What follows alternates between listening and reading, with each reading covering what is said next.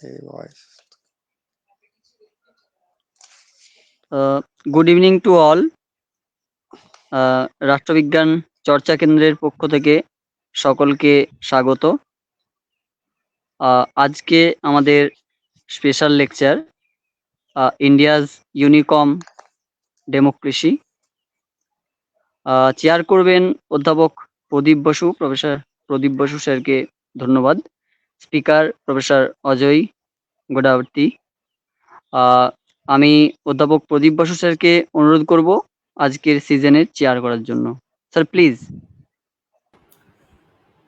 I thank everybody, like every other day of webinar.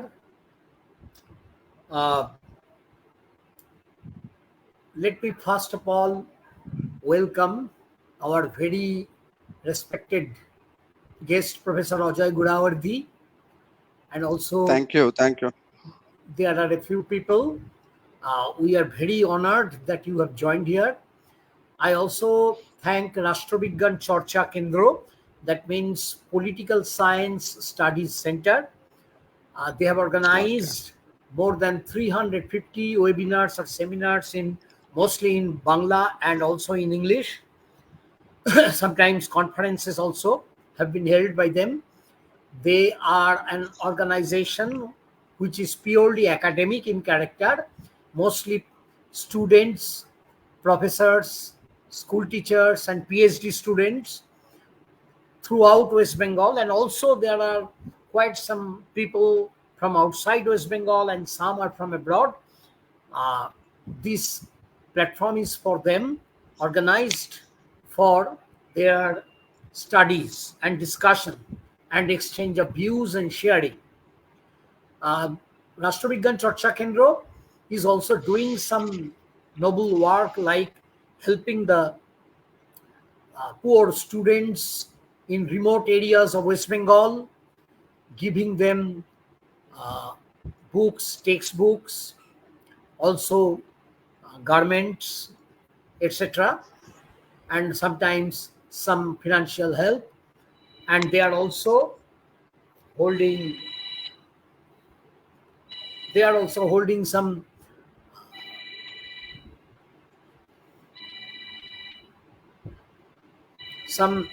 UGC NET set free coaching center, etc. And I thank Advocate Prakash Chakraborty, Professor Shomiran Das, and many other people who have been associated with this organization. For 3 years, they have been running successfully, and I am also associated with it, so I feel very honored. And now I come to today's topic, India's unicorn democracy.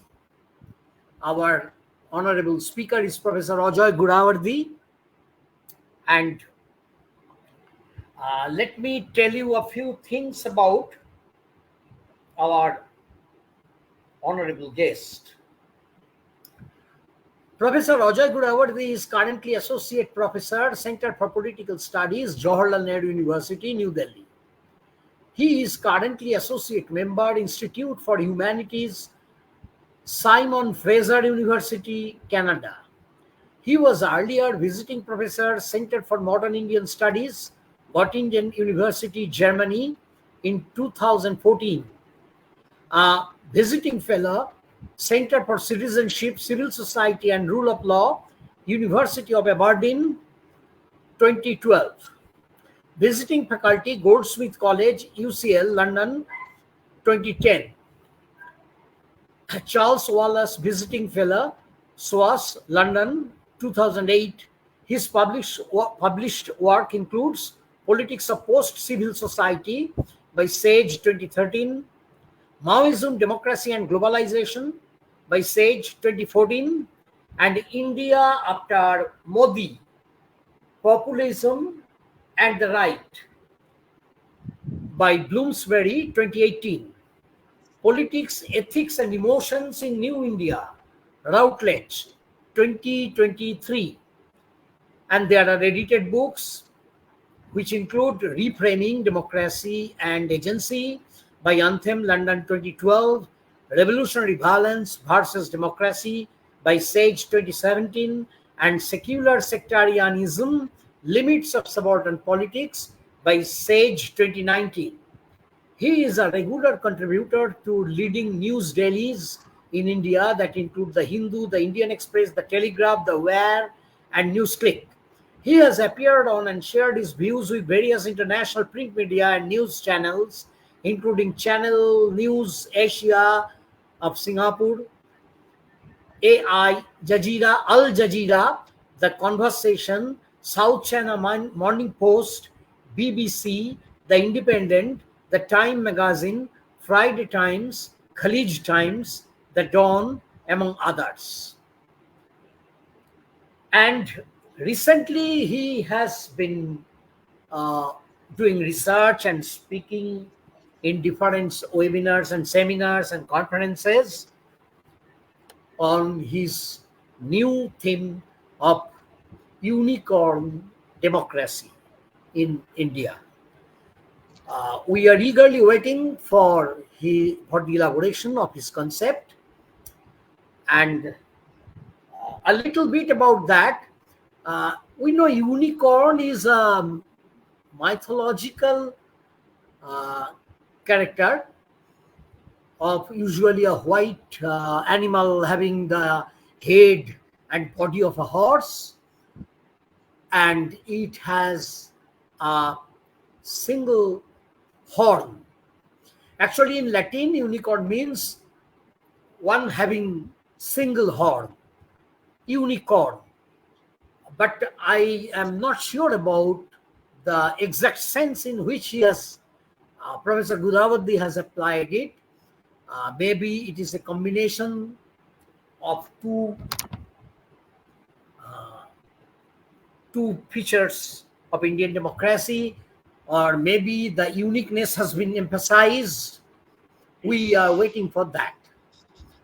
Another thing is that, uh, especially after the elections, 2024 elections of Parliament, we of Lok Sabha, he has been discussing two major aspects.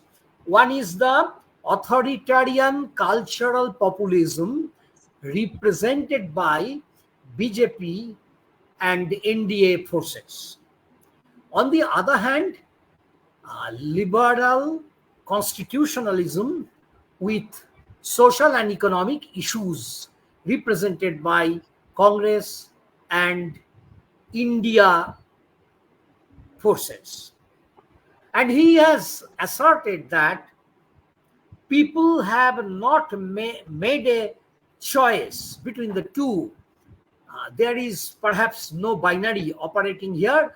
People have tried to combine the two to make a preference for a combination of the two. Maybe I am not sure whether I am not so intelligent. I am waiting for Professor Gudavarthy's very interesting concept. Thank you very much, everybody. Please start. Oh, okay. Thank you, Professor Basu, for this wonderful introduction, and you are spot on in what you have just summarized in terms of my concern of understanding Indian democracy as a unicorn democracy. And it's precisely what you have said, that it is a combination of two very unlikely features. So I consider this an honor that I'm on this platform, and it's always a pleasure to be in Bengal. Bengal is unique in terms of this kind of a literary culture, which we do not find anywhere else in India, to have these kinds of independent platforms, which I think go a long way in determining the social content of democracy. They might look small, their reach might be small, but I think the content and the social force behind such endeavors, I think, go a very long way. And it's a real pleasure that I got this opportunity to share some of my thoughts on 2024 verdict, what is happening with Indian democracy, how should one conceptualize things to come, after 2024. So let me begin by arguing that it's precisely what Professor Basu has rightly summed up, that I think the way I read this mandate is really that the BJP and the opposition forces have operated through a binary structure of offering an alternative, an either or choice to the Indian electorate between liberal constitutionalism, economic and social justice on one hand, led by Congress and especially articulated by Mr. Rahul Gandhi, and on the other side is the BJP and the RSS under Mr. Modi's stewardship, offering what I refer to as authoritarian cultural populism. This is unique that I'm speaking to an audience in Bengal, which has been at the forefront in offering post-colonial theory to India from some of my personally whom I deeply respect and know scholarship of Partha Chatterjee and others. But often post-colonial scholarship has depicted cultural post-coloniality and liberal constitutionalism as a binary structure. That liberal constitutionalism is a result of colonial intervention, while the popular politics plays out in the domain of cultural politics, and there is a cultural framing of political economic questions, and that by and large has been their critique of both liberalism and Marxism as both being modernist and something that is alien to Indian soil and something people don't accept. Sudipto Kaviraj, for instance, has also argued that parliamentary institutional liberal constitutionalism is on a thin no soil. It doesn't seep very deep without because it lacks Indian roots. So they have called out for some kind of a decolonial and post-colonial approach, whereby institutions need to be reworked through some kind of culturalist, indigenous, decolonial framework. But contrary to this reading by post-colonial scholars, I am arguing that people are refusing to make this kind of a choice between culture and political economic questions of economic and social justice. I think the divided mandate that people have given, almost a balance between the two fronts of 250 seats each, with 250 40 seats for BJP and 250 and odd seats to the UPA. I think it reminds us of the fact that we are in at a very interesting moment in history of Indian democracy, where I think we have to really look for new possibilities. That people are reading cultural need for culturalization as a very important template for mass democracy. That is, I have argued for a long that social democratization, successful social democratization, that is loosening up of caste, gender, and class kind of ties and hierarchies in the Indian context, have by default foregrounded culture, and culture is a template for mass democracy where people are able to articulate their interests, their social imaginaries in the cultural domain, which however does not mean that they do not want to operate in modern liberal institutional context. Often post-colonial scholars have seen a cultural reading of democracy as some kind of ipso facto rejection of liberal constitutionalism, rejection of modern legal state liberal apparatus. But as you can see in this mandate, opposition parties squarely campaigned around constitution, around the question of social and economic justice, around the question of modern idea of social and economic equality. And people want legal recognition. People want to speak the language of rights. Partha Chatterjee, in his famous distinction between civil society and political society, argued that bulk of popular politics does not play out through the language of rule of law, institutional democracy, and the rights discourse. People do not demand legal recognition for their rights and entitlements. Rather, they are happy to go along with popular contextual negotiations through the use of what he refers to as the community power or creative power of the community, as he argues. Professor Basu, that I edited the book Reframing Democracy and Agency, Interrogating Political Society. That entire volume was a critical intervention, a critique against Professor Chatterjee's binary formulation of civil society and political society. And way back in 2012, I had already argued that I don't think subaltern wishes to make this kind of a choice between law being exclusively bourgeois and for middle class and upper middle classes, and they are happy playing along in the domain of popular politics, everyday negotiations. Subaltern castes and classes also look for legal recognition, rights, and entitlement. And I think I somehow feel I stand vindicated with this result, where people are not happy just to have culture or economic justice, either a culture or social justice. I think people are pushing Indian democracy in a new direction, and therefore there is a need for us to make certain very nuanced distinctions.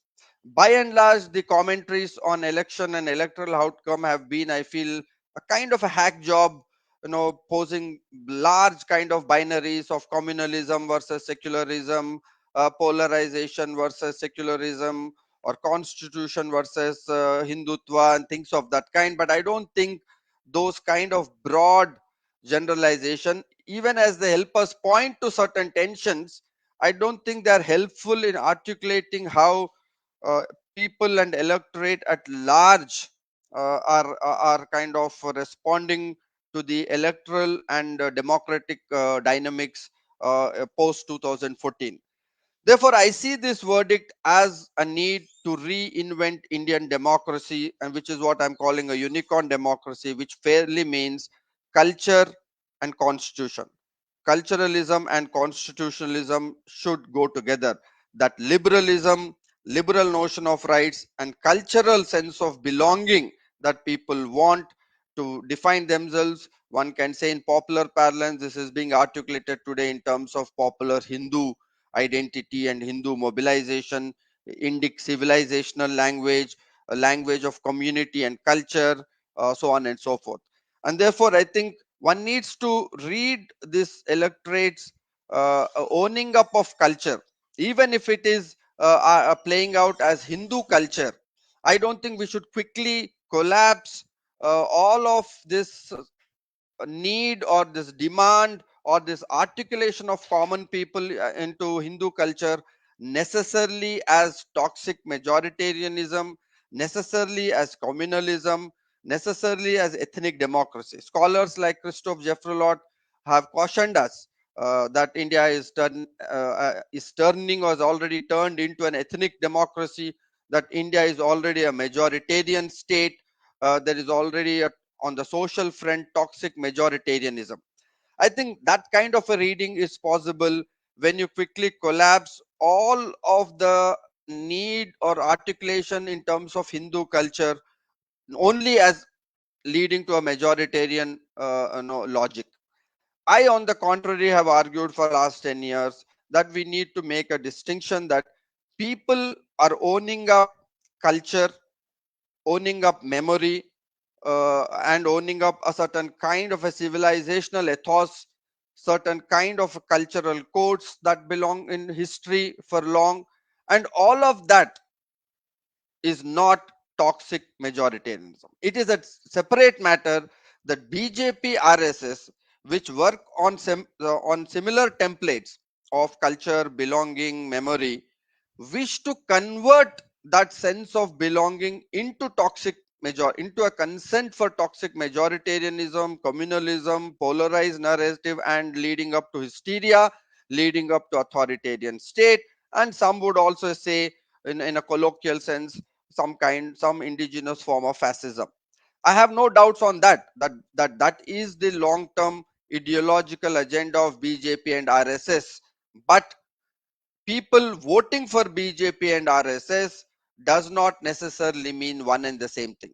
So my first submission to all of you would be that there seems to be enough space to rework and reinterpret social consent to right wing cultural populism as a deep need for a cultural sense of belonging in light of the emergent globalized world, which is fast changing.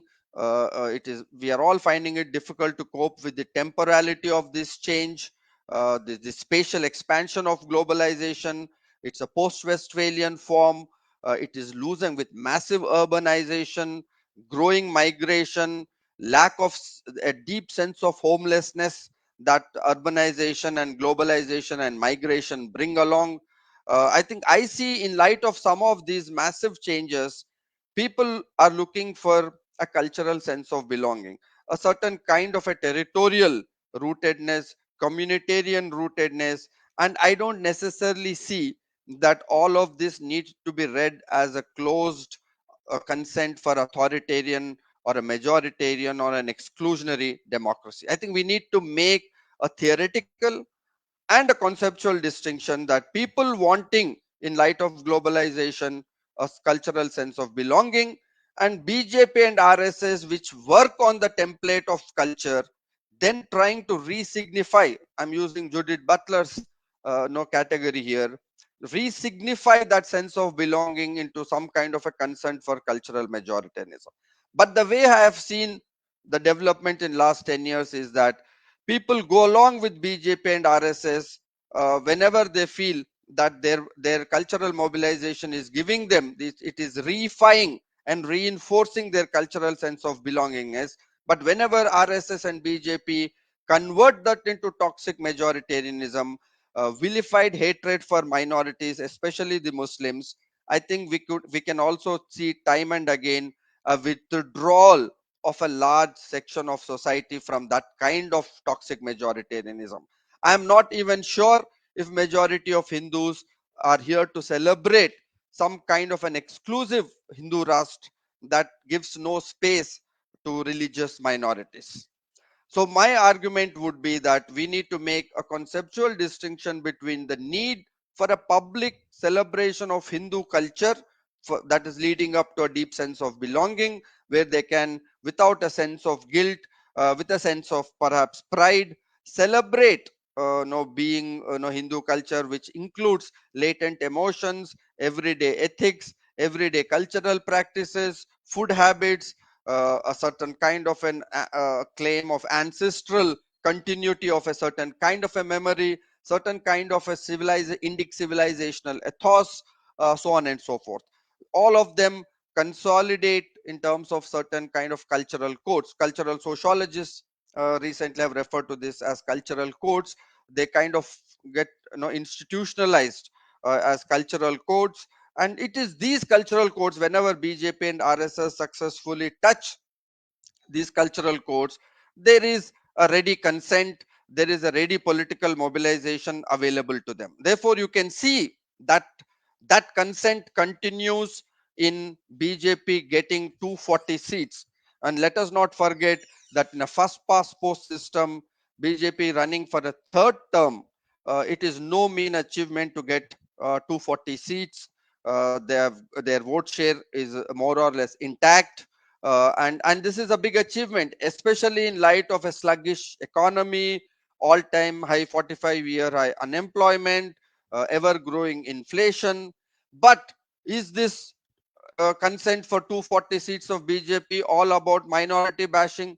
Is it all about hatred of Muslims? I don't think so. Yes, there is a core RSS social base. Some scholars have drawn it to 10 and 15%, which is driven by toxic majoritarianism. But the extra 25% that BJP and RS managed to get, I don't think are ready votaries of toxic majoritarianism, but they wish to have a deep sense of Hindu cultural belongingness, and they need a public acknowledgement, a state acknowledgement of this public sense of or cultural sense of belongingness. So it is with this no theoretical frame that we are looking at a new possibility where Indian electorate has pushed for what would modern constitutionalism rooted in deep cultural civilizational ethos look like?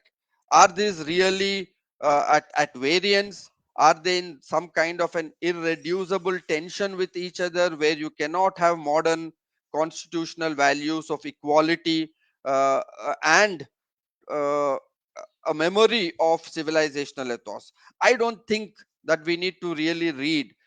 It is precisely both the liberals on the progressive front and the Hindutva on the right wing side, both seem to be reading this as some kind of a mutually exclusive exercise, that you cannot have a modern language of equality, as you saw Mr. Amit Shah saying that human rights is alien to Indian discourse. So right does not want any kind of discourse of equality that can break traditional social hierarchies. Therefore, they wish to read this as a binary. On the liberal front, people are, on the liberal and also the left, they wish to read all of culture as being equated with conservatism. I think both are misreadings of the current situation. Neither is all of culture only about being conservative, nor is it all about modernity of language of rights alien to our cultural belonging or our popular dynamics, democratic dynamics. Both, I think, have enough social and public presence.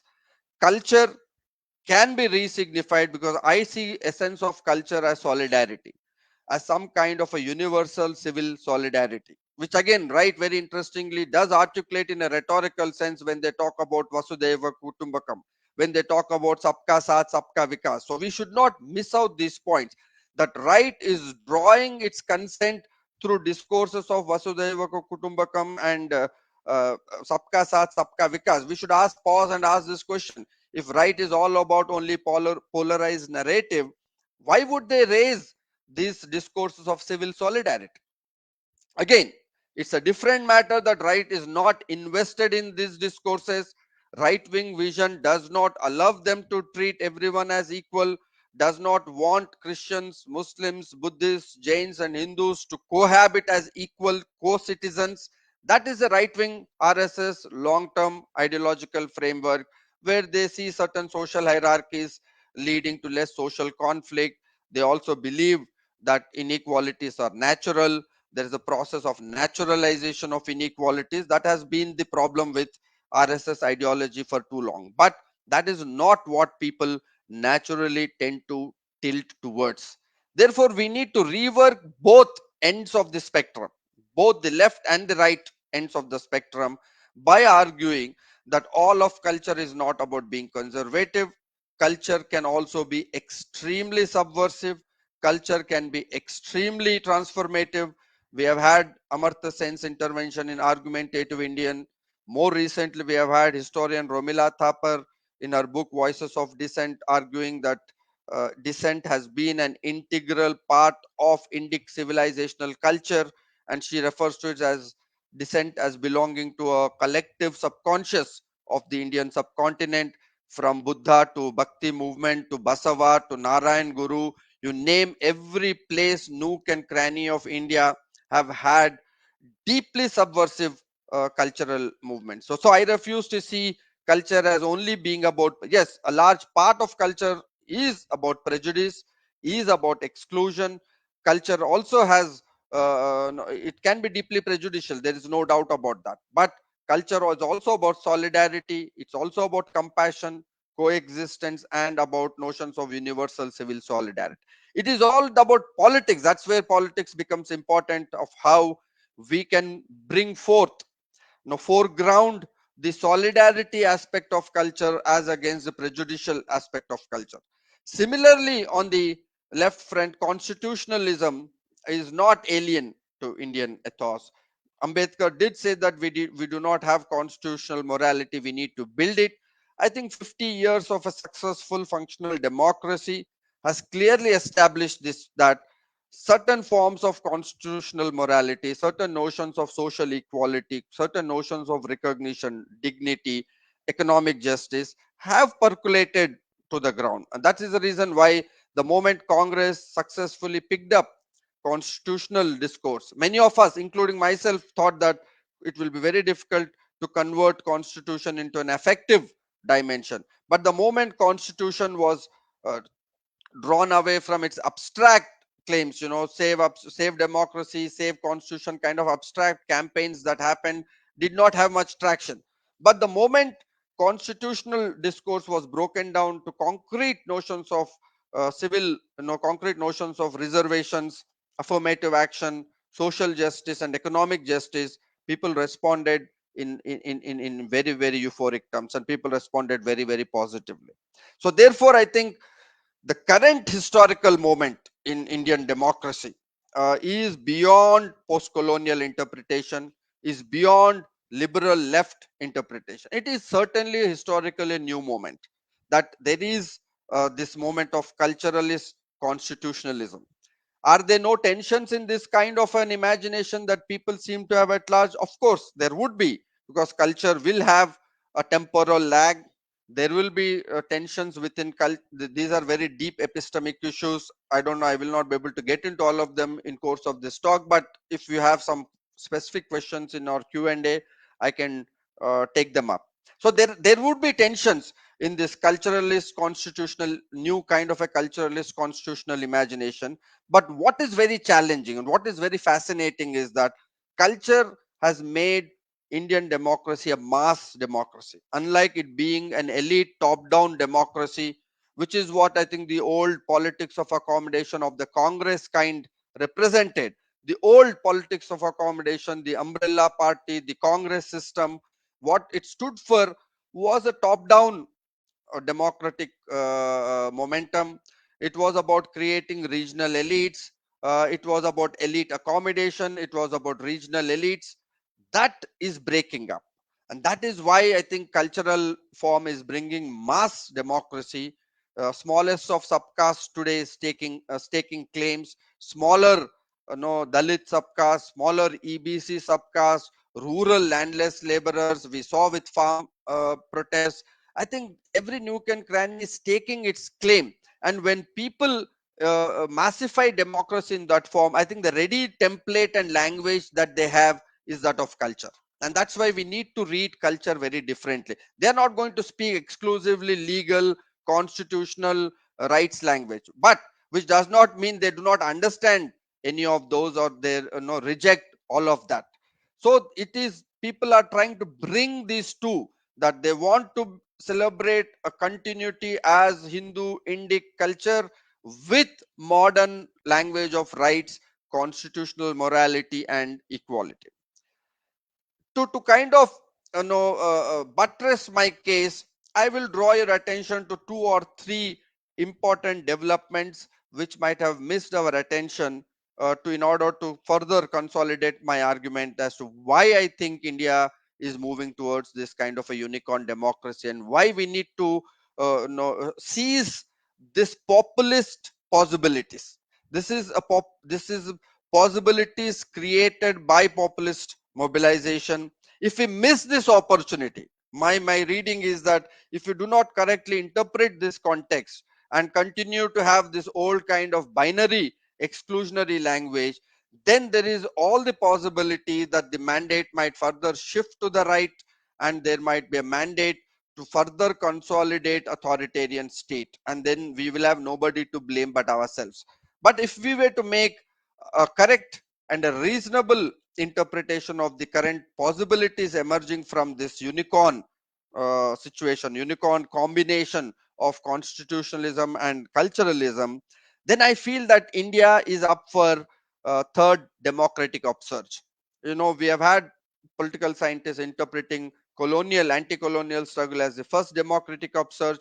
Then you had the 1990s OBC reservation, with Yogendra Yadav refers to as the second democratic upsurge. And I feel the populist mobilization has created all the grounds necessary for a third democratic upsurge. And by third democratic upsurge, I mean greater solidarities across caste, classes, regions. This is what we are moving toward. This, there, I see a clear possibility of this, and a growing consent for that kind of an articulation. Unfortunately, right wing populist mobilization under Mr. Modi has rhetorically invoked this kind of a possibility, while in the concrete they have deepening the fissures, regional fissures, linguistic conflicts, subcaste conflicts, of course, Hindu Muslim conflict, that they are using the template of civil solidarity and deepening social conflict. And I think left and liberals are getting waylaid by only looking at the conflict, but not looking at where they are getting the legitimate no rhetorical legitimacy from. Therefore, my plea would be that we need to read this as an ideal opportunity for a third democratic upsurge, where there is a greater possibility of forging greater solidarities, and culture can be used in terms of forging solidarity to justify, legitimize, institutionalize greater notions of social and economic equalities. That is my broad theoretical submission. Why do I say what is in the concrete that is clearly visible? I will draw your attention to 2 or 3 points and close my talk. First, look at the fascinating result around Ram Mandir. BJP wished to go into this election with around the Ram Mandir construction of issue, which has been an 100-year-old issue. I mean, they would call it a 500-year-old issue, certainly issue since post-independence time. They have invoked a notion of a great historical injury, Muslim invaders coming and destroying our culture, and Ram Mandir temple became symbolic of that kind of invasion and a deep sense of historical injury. But what happened? That they BJP felt that they will build the temple. Then you had the Ram Navami festival coming, and then followed by in April, May, we had elections. They thought that it will be a cakewalk. They can successfully build a hysteria around the temple. They can increase, scale up their anti-Muslim rhetoric, and through this kind of a triumphalist majoritarianism, they will lay a claim for the third term. But soon after the mandir was constructed, within a week, it became a dead issue. That it was no longer electorally viable. People were disinterested in campaigns around Ram Mandir. And lo and behold, BJP lost the Faizabad constituency. Ayodhya is part of that constituency, and this is no small result. That to lose in, and this is not first time that's happening. We have historical evidence. 1992, when Babri Masjid was demolished, BJP lost elections in Uttar Pradesh. It's something very similar to the way Churchill lost after winning the Second World War. So historical. We have historical precedents to say that where people have very intelligently withdrawn consent whenever BJP and RSS have pushed a toxic majoritarian culture that breaks social fabric, that kind of breaks the everyday interdependencies that people have cutting across castes and religions. That whenever RSS and BJP have attempted this, people have withdrawn their support. So one needs to interpret and take this mandate very seriously, including Mr. Modi himself trailing in Varanasi. Varanasi was the other great Hindu symbolic symbolism that BJP and RSS foregrounded. That Mr. Modi contesting from Varanasi was seen as representative of this pan-Indian triumphalist Hindu culture. But Mr. Modi himself, his vote share came down by 60%, and he scraped through. I would say literally scraped through with a 1 lakh, 1.5 lakh margin, coming down from 4.5 lakh margin. Why did people not vote? Forget others. Even Mr. Modi was trailing at certain point. I don't think these are any mean achievement on part of the people, especially given the kind of propaganda, kind of media control, muscle control, money control that BJP and RSS had, the kind of cadre they have, the kind of full-time organizations they have, the organizational heft with panna pramukhs, top down kind of a mechanism, that they have very organized, structured organizational campaign, that BJP with their IT cell and so on and so forth. People thought that this is a lost case, but people read in between the lines. They could see the truth, and therefore withdrawal of support in Ayodhya and declining vote share for Mr. Modi, I see as two major instances where I would read it as that people have not consented to converting cultural sense of belonging into toxic majoritarianism. Similarly, I think Mandir was also very no, depicted as a certain kind of a combination of, if you have seen the advertisements for Ram Mandir, the massive advertisements in newspapers almost every day, day in and day out, full scale newspaper advertisements. The headline tagline would be spirituality with modernity. By modernity, they meant infrastructural development, flyovers, high rise buildings, new market intervention, new technology, so on and so forth. So it was a certain kind of a marketization of Mandir. The advertisement said that Ayodhya, the central government has decided to invest 85,000 as a makeover to make it a global religious hotspot. They said that even in the run up to the construction and inauguration and Pran Pratishtha, the small time businessmen did business to the tune of 25,000 crores. And they said that in days to come, Ayodhya would be a major global tourist hotspot which can churn in lot of income and revenue. And advertisements of Ayodhya with the temple in the foreground, in the backdrop you always had flyovers, high rise buildings. They said that Ayodhya, in and around places of Ayodhya, would be completely transformed with higher end infrastructure and so on and so forth. So this combination of spirituality and market was also done to kind of depict development and spirituality together. Even that stood rejected, because development is a failed story as far as BJP and RSS are concerned, and people could see that. Merely linking a failed development, failed economic story with spirituality, RSS thought that people can be hoodwinked and people would readily give consent. But even that people could see and withdraw. But let me add a caveat to this.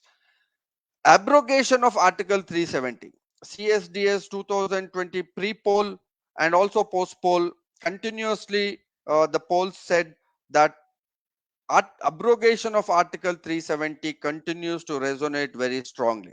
In my own surveys deep south in Telangana, I found that people found abrogation of Article 370 absolutely fascinating. They gave wholehearted consent. That one single success. No, in my surveys, I asked, can you recount one biggest success story of Mr. Modi's 10-year regime? People without battling an eyelid would say abrogation of Article 370. So my interpretation is that Ram Mandir campaign politicization, hyper politicization around Mandir gets rejected. Abrogation of Article 370 continues to draw, and therefore you can see in beginning of the 2024 Modi 3.0, it began with Kashmir. It began with a sedition case against Ms. Arundhati Roy around her statements against Kashmir.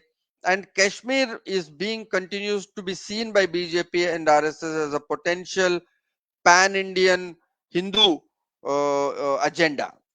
Now, what does this tell us? Now, we need to pause and interpret this. That what does rejection of Mandir on one hand, continued consent for abrogation of Article 370 on the other hand mean?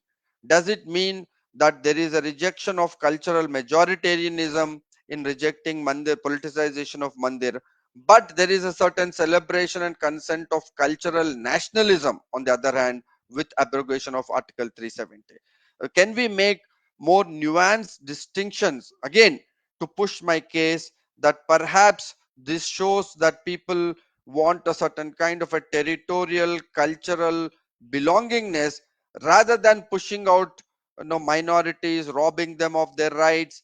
We could also see CAA NRC had no traction, and we can see the results in Bengal, and I'm sure Professor Pradip Basu would add on this that that Bengal election were squarely fought on CAA NRC, Mamita pitching against it and BJP in a very aggressive manner moving forward. We can see the results very clearly, how people have overwhelmingly voted for Mamata.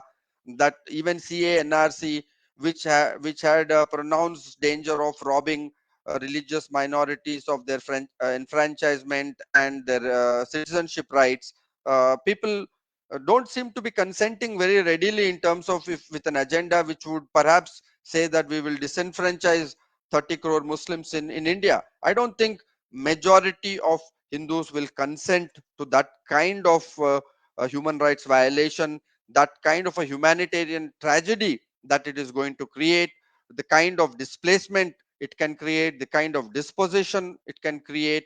And UP again, the results in UP are startling. That Mr. Yogi's bulldozer Raj destroying property and homes of Muslims. I don't think people have celebrated that. That kind of breakdown of rule of law, toxic majoritarian state pushing no against minority rights. People don't consent beyond a point. The conflict itself has Hindu-Muslim conflict itself has a very long, complex history in North India, starting with partition. But beyond a point, we can very clearly see that when it comes to citizenship rights, when it comes to cultural assertion, food, and so on and so forth, people say yes. But when it converts into state authoritarian form, people withdraw. Even if it is to do with Muslims, I don't think people sense a kind of a danger to democracy itself, and that's heartening. That's why I'm saying that we need to make a more nuanced distinction of how people are reading the situation. Second issue is again a very interesting issue that emerged in course of this election is the north south divide. That Amit Ahuja's work, very interesting work, has drawn this comparison in the caste question and north south divide, where he argued that in northern states caste got politicized through the formation of BSP and quickly became an electoral issue, but it had very little impact on the socio-economic development indicators of Dalits and OBCs.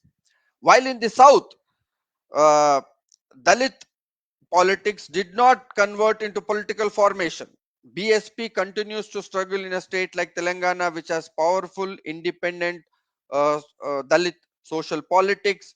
But on socio-economic indicators in Karnataka, Tamil Nadu, Kerala, and Telangana, Dalits and OBCs have done much better without having a political party of their own.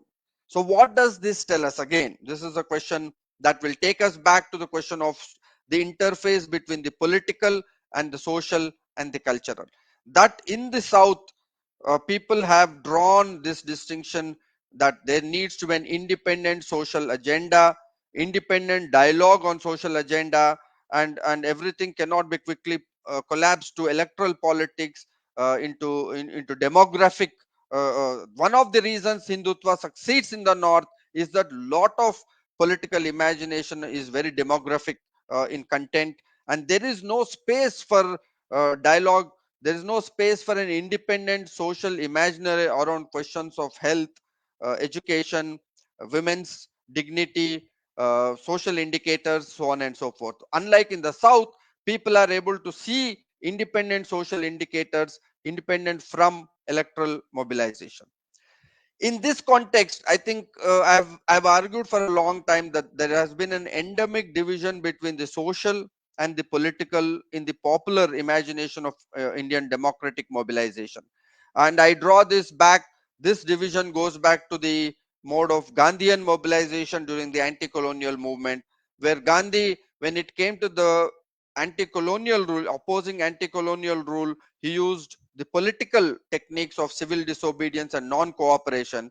When it came to social issues of fighting caste and gender and class hierarchies, Gandhi developed this consensual forms of mobilization, change of heart theory, trusteeship, uh, cleaning public toilets, so on and so forth. I can go on this, how Gandhi makes this very fundamental distinction, and I've argued in n number of places this is a very fundamental binary as far as Indian democratic functioning is considered. Therefore, social activists who have operated on the social domain could never influence the political domain. Electoral politics were beyond them. All popular social activists, like whether it's Irom Sharmila in Manipur, whether it's Medha Patkar in Mumbai, whether other social activists of contested elections, lost elections in spite of enjoying great credibility. They could never quickly shift to the political dynamics. Even the farmers movement, successful on the political social front, but not so when they get into the electoral domain. But this election, I was myself witness that two campaigns In Karnataka, there is Eddelu Karnataka campaign. In Telangana, there was Jago Telangana campaign, where activists felt the need that they cannot no, no longer afford to remain alienated or maintain a certain kind of a distance from electoral politics. They always did this because they thought electoral politics is all about power. A lot of it involves money, muscle power. There's violence. There is a lot of corruption. Public probity is under question. Therefore, activists always maintained respectful distance. But in this both assembly elections in Karnataka and Telangana and parliament election 2024, they dropped that inhibition. For the first time, they felt that Congress and opposition do not have a social force, because BJP is backed by RSS, which claims itself as a social and a cultural organization, which is a 24/7, 365-day social organization mobilizing our cultural and social issues, and BJP is their political friend. And Congress, of course, has no such cadre. In fact, they have no such agenda. And hopefully, under Mr. Rahul Gandhi, that Congress is undergoing that transformation. It is to back up the opposition that social activists took up this. And I was witness personally in Telangana. I delivered the 12th Jaishankar Memorial. Jaishankar was considered to be father of Telangana. I had the opportunity to deliver his 12th memorial. The same day, in the same hall, in the afternoon after my talk, 50 social organizations working on issues of health, education, malnutrition, gender, domestic violence, so on and so forth. They all came together, formed this Jago Telangana, Telangana Vidyavantula Vedika, one social organization, uh, got all these organizations together under a single banner with this Jago Telangana campaign, where they have decided that 6 months they will do door-to-door campaign, and their campaign is to say not to vote for BJP. They did not say who they should vote for, but their only campaign was not to alert the electorate of the danger of voting for the BJP. And all statistics show that these campaigns seems to have had some electoral influence. This seems to be again a new trend within Indian democracy, that social activism and political electoral dynamics are coming together, and we are realizing that on one hand we need to have an independent social agenda, independent mobilization through social movements and political social movements and social organizations, and they can also then exert electoral influence. I think one of the missing factors in North India, why the Hindi hard belt has become the heartbed of Hindutva politics, is because there is no space left for independent social movement. There are no independent environmental movements, no independent Dalit politics, no independent gender politics, no independent drought or backward areas politics in North India. Everything in North gets politicized. It's only through political parties that they are articulated, and therefore this missing social agenda, independent social dialogue, I think leads to a certain civic death of social imagination, that people stop thinking about better health and educational facilities. I mean, look at much of North. Nature of their higher education has almost collapsed. There is nothing like primary education in North. I mean, it is to the credit of some of these students. They actually pass out from some of these backwaters of Indian education and make it to higher education institutions in Delhi. But otherwise, there's nothing like a educational system or nothing like a promising health system in many of these North Indian states. And more importantly, there is no independent dialogue on any of these issues, that what should primary health and primary education in North should look like. In South, there is a continue. When there was a formation of separate Telangana, one of the primary demands was KG to PG free education. That immediately the caste question gets linked to education, links so it gets linked to social mobility, it gets linked to questions of dignity, so on and so forth. So for this again, this missing social agenda, I see in North as one of the important reasons why Hindutva has had its long term stay. And one way to break the stranglehold of Hindutva politics in the Hindi heartland is to initiate independent, not to merely hyper politicize It cannot be won. The Hindutva battle challenge cannot be won in North through electoral dynamics alone. It's a different matter. UP is a relief, but that's not a long-term strategy that is going to work. The only long-term strategy that is going to work in the North is to launch independent Dalit politics, independent social movements of various kinds around education and health, and that would be a long term. So this is another clear trend that came up in the in this election. My one final point would be on the question of representation. I think one of the strongest points of BJP RSS in course of this 10-year rule has been what RSS BJP was known in 80s and 90s as the Brahman Baniya party. Under Mr. Modi, as far as the question of representation is concerned, BJP almost looked transformative and, dare I say, revolutionarily transformative. The way they could shift the representation, redistribute representation among the lower echelons of society, the Dalits, STs, EBCs, and OBCs, from giving political representation, from giving tickets to contest election to higher end posts. Look at the appointments of the three states: Rajasthan, Chhattisgarh, and Madhya Pradesh. The one is an ST, one is an OBC, and one is a Dalit. What Congress could not do, Congress and left parties especially could not do in 50 years, BJP has demonstrated that it could do. Of course, it had the advantage of common Hindu identity. Again, I don't have the time to get into the details of it, but that has helped them in terms of this, how they've churned out this kind of a transformative agenda. Second important thing one should not forget, that BJP has mobilized the lower caste against the dominant caste in each of these states. In Uttar Pradesh, they represented non-Yadav OBCs. They represent the non-Jatav Dalits. In Gujarat, it is against Rajputs. In Telangana, they mobilized against Lambadas, which is the dominant tribe, which has knocked off the majority of benefits of the affirmative action program. The lesser end, lower end, the lesser kind of STs were mobilized against the dominant Lambada STs. So this is indeed a greatly transformative idea. I mean, to mobilize, to give representation to the weakest against the dominant groups. But there is a caveat, and this is a very intricate caveat, and this is how RSS is playing out.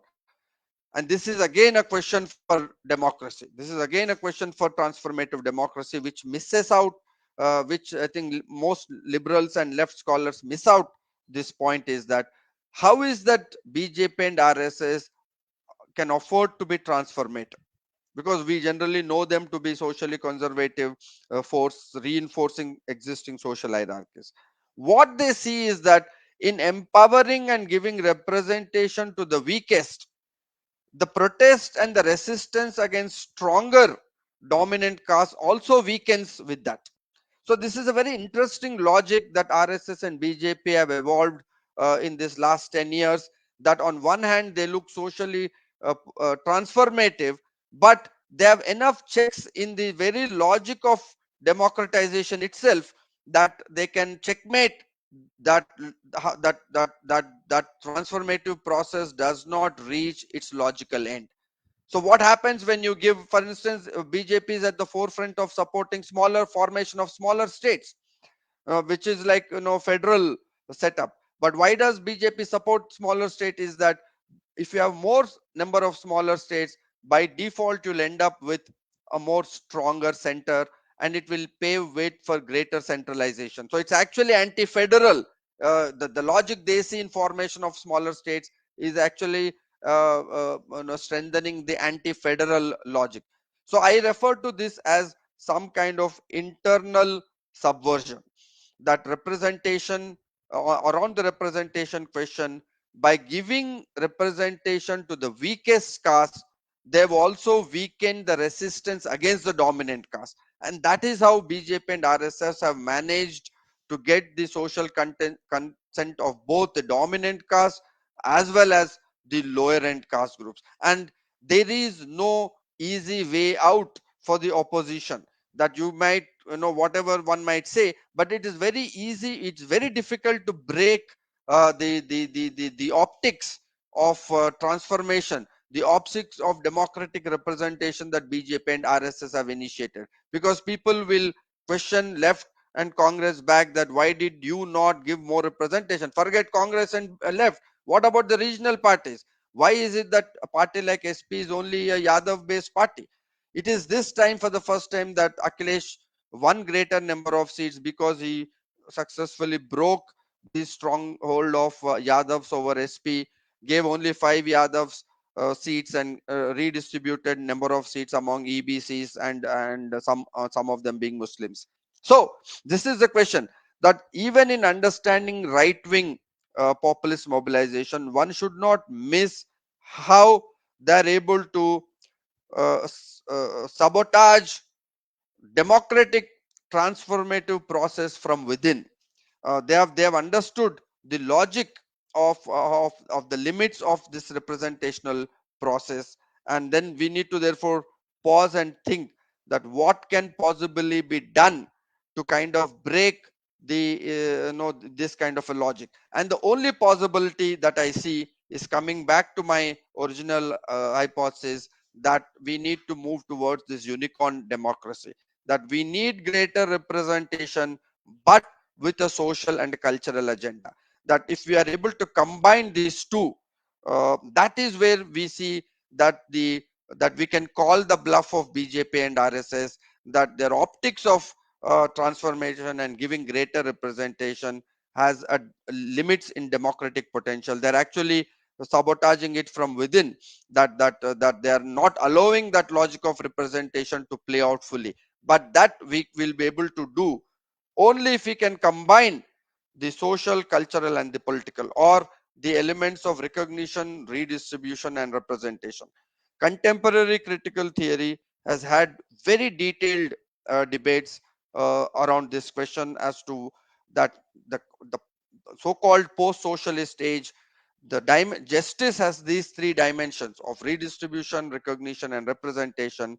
But the problem is that the logic of these three dimensions flows in very different directions, and they checkmate each other. Therefore, to bring back the question of justice, the challenge is to bring back these three dimensions of justice in some kind of a dialogue and into some kind of a notion of continuity. And I feel that this mandate is again pitching a challenge before us to reinvent Indian democracy in terms of bringing together these three dimensions of justice. People are not happy merely getting some elite representation with no redistributive benefits. Therefore, question of economic justice, caste census, employment, internships uh, had a big purchase on the ground. So people are pushing redistributive agenda, people are pitching for representation, and people are pushing for cultural sense of belongingness, for politics of recognition. So I think these are good times for Indian democracy, provided we read the situation correctly. Let me conclude by arguing that if we miss this historical bus for third democratic upsurge, I see a long-term shift towards rightward shift, which might then over a period of time actually get converted into a large scale social consent for authoritarianism, because that will come at the back of some kind of a nihilistic withdrawal on the part of the electorate. And if we do not want to do that, and I think there are some good signs with the Congress shifting left of center, there is some deep churning going on within left parties. We saw yesterday CPM coming out with their internal review, and they made a very honest assessment of where they went wrong. I think social movements, independent social activists taking a political role is a third. So these are happy signs for Indian democracy, and hopefully we will not miss this historical bus this time, so that the right is tamed in terms of its authoritarian imagination and designs in times to come. So, Professor Basu, I'll stop here, and once again, thank you for this wonderful opportunity. Thank you very much,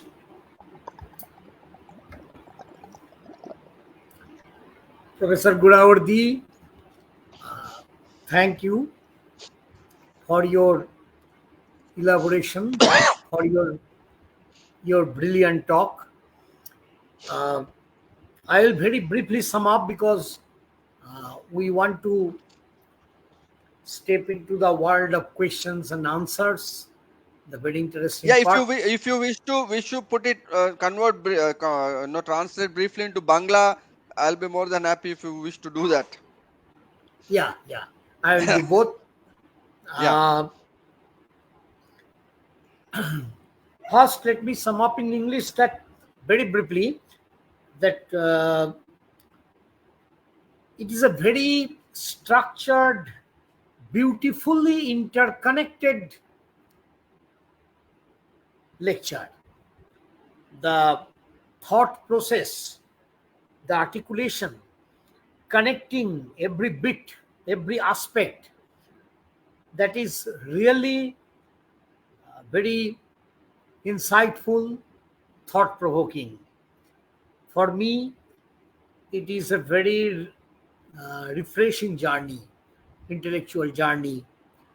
Uh, we need to think. It has provoked our cerebral urge. We have to think a lot about this, different ideas being connected together in a brilliant way. Uh, Professor Gudavarthy has talked about the authoritarian cultural populism. I'm not going to repeat that. The binary between authoritarian cultural populism represented by BJP and NDA and constitutional liberalism with social and economic issues, economic justice, as represented by Congress and India, the alliance, Joe, alliance.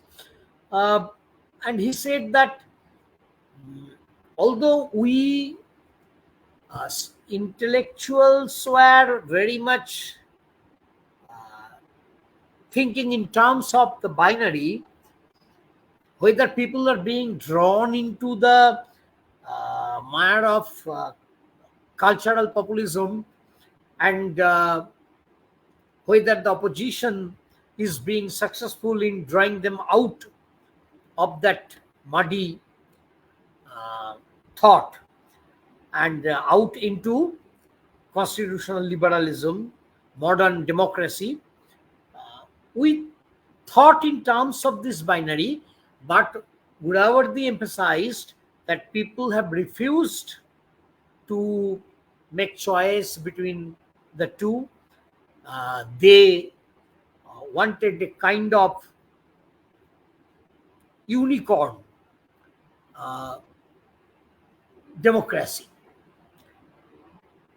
He meant to say that there is an urge for cultural belongingness among the people of India,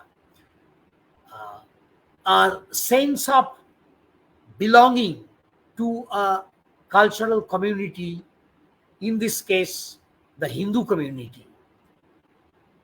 But at the same time, they are very cautious that they are concerned for cultural belongingness must not destroy the boundaries, the limits of democracy. Kind of amalgamation, kind of assertion of populist culture and Hinduism, not necessarily today's Hindutva politics, Hindu aggressive politics, not necessarily that, but their identification with the Hindu culture, and at the same time not allowing RSS or BJP to go for crass majoritarianism. there should be a limit to that. I don't know how this will be combined. Maybe, as Dr. Gudavarthy said, that the people, we must think about this possibility, and it is a chance. It is a third democratic upsurge when Indian democracy has reached a point of a serious, a critical, a crucial turning point, whether we can go for a new kind of democracy, a unicorn democracy, not really trying to find our roots in Western liberalism, and at the same time not fully surrendering to the aggressive Hindutva politics, rejecting both, but at the same time identifying the constructive elements into a unicorn democracy. Perhaps that is what he wanted to say.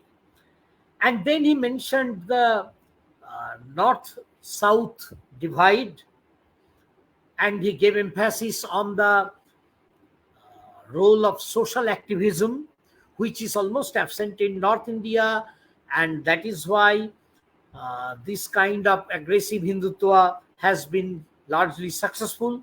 But the enormous extent of social activism in South India has given a very constructive opportunity for resisting aggressive Hindutva.